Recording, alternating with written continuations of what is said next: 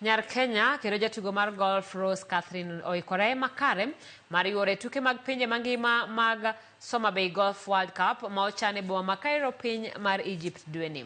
Kane oloso gi jofwambo e kinde mane odhi nyime gi timo ikruok mare e alap ma Muthaiga Golf Club kama osebedo ka opiedhe tugo mare, Rose nigi geno mar bero thuolo mar 5 mane otiekoe e tuke mag Turkish Airlines World Golf Cup mane obage piny mar Turkey.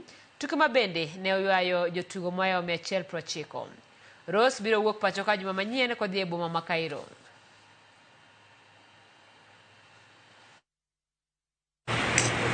Golf has taught me a lot of discipline because practice comes with a lot of discipline. And the winning is normally seen with how much you practice. So I have learned discipline, I have learned mental focus, and I would wish to those that I inspire, and especially the Junior Golf Foundation, that you practice and you'll be able to go far and you'll be able to represent the country elsewhere, over and across the board. So I feel I'm prepared and I'm ready to represent our country and brand Kenya.